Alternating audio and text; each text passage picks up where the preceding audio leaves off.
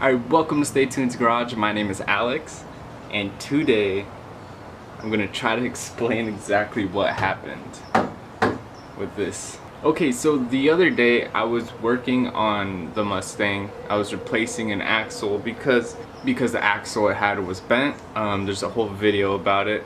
This is even kind of sneak peeked in that video. Basically, I had to go to AutoZone to buy an axle, right? So I go to AutoZone. I'd rather not buy the axle from AutoZone. I would have rather gotten one online, but I had to finish the car at that day, so there's no other way than to go to AutoZone.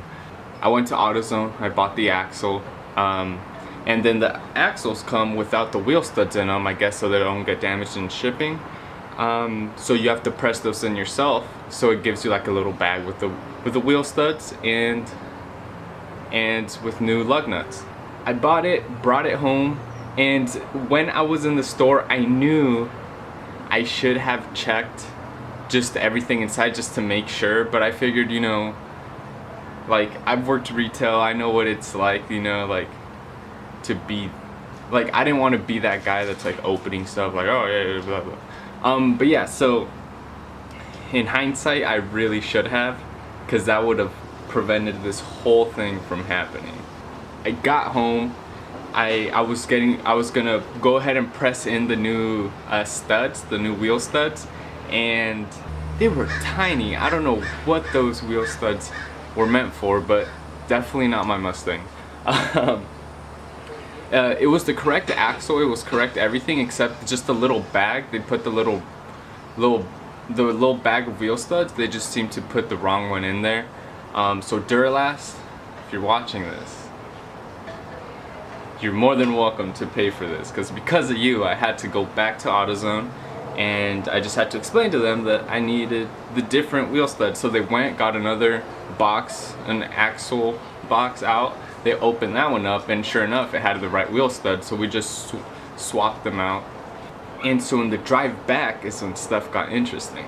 So I had to go to a specific AutoZone to buy this axle because it's the only one in my area that carried it in stock.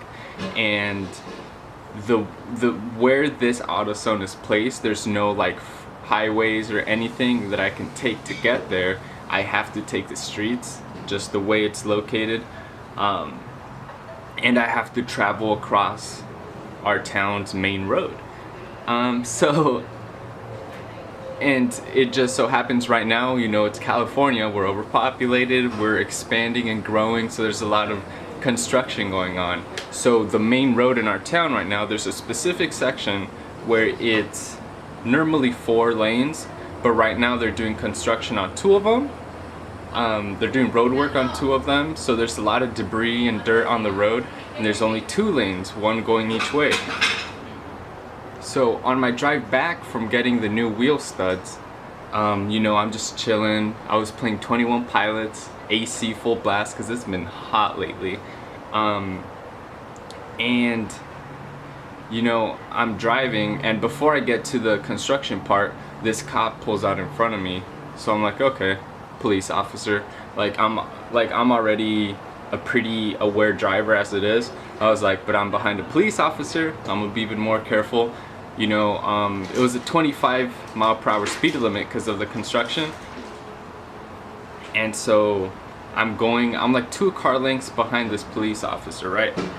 We're going northbound on this road, and we get to the part where there's construction going on, and it's this specific part of the road has a slight bend to it. It's not like super curvy, so to the point of you have to slow down to take this curve. It's just a, you know, a sweeper.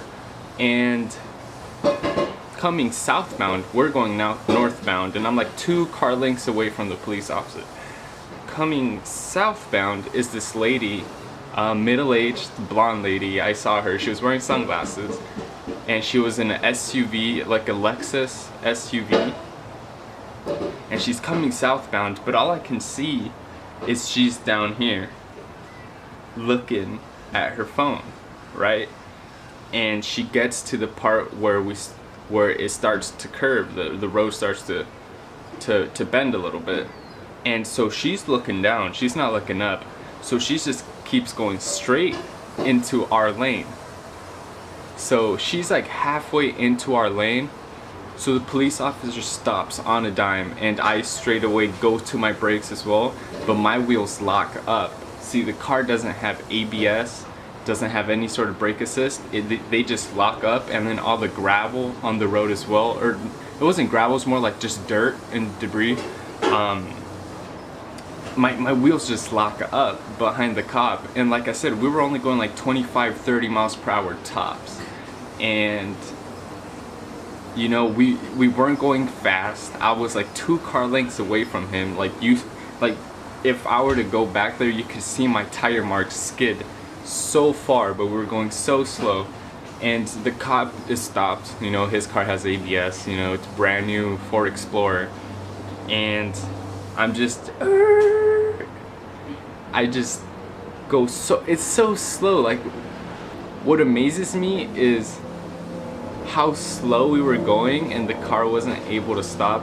You know, me, I know I'm very conscious about things, and I know I should have let go of the brake just slightly so that they wouldn't lock up. But it was just in the moment, everything happened so fast, but it was so slow at the same time. It's weird, it's hard to explain. But you know, I go straight into him, and as soon as I hit him, I'm like, fuck. Like, I've never been in a car accident, and my first time is with the police officer. I'm like, oh my god, how is this gonna work? And then another thing that happened that made it even worse is the lady, like, I'm sorry, I'm kind of like cutting the story line a little bit, but so she went into our road looking down, and then she looked up, realized she was facing a cop face to face, head to head. She just swerved into her lane and just dipped. So she wasn't there. The cop tried, he like called it in, and he had like his other police officers in there to look for her, but no one was able to find her, and he couldn't leave since I crashed into him. He wasn't able to leave the scene.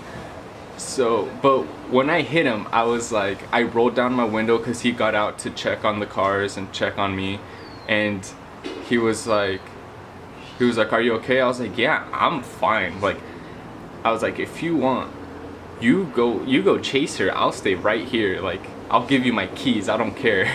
I was like, someone's gonna pay for this, and it ain't gonna be me. But yeah, so we pulled over, we got off the road, let traffic go by, and you know, I get out of the car, and well, I asked the police officer first. I was like, you know, like I had my hands on the steering wheel, and I was like, can I get out of the vehicle just so I can look at the damages and stuff? And he's like, yeah, that's fine. Like, I just wanted to be super careful. You never know these days, you know. His safety in mind, you know. Just be safe out there, people. But yeah, so I get out of the car, and the first thing I say when I'm out of the car, I'm like, can I Snapchat this? And he goes, no. He was like, just don't. So I didn't for like 2 minutes, and then I decided I should. But I was a little, I kind of kept it down low that I was doing it, you know. I wasn't out there like, you know, taking pictures. No, I was pretending I was texting. But yeah, so he took a license, registration, all that good stuff. And yeah, he said it wasn't my fault. He said it was, there was no damage to his car. So their cars are built like tanks, I'm pretty sure they have bash bars and reinforcement, because I hit him in the rear. I'm pretty sure it's just under the bumper. And then since my car is lowered, I actually, my bash bar or slash bumper didn't hit him like almost at all. It went like under his car. That's why the hood is so messed up, and I'll show you guys all the damages.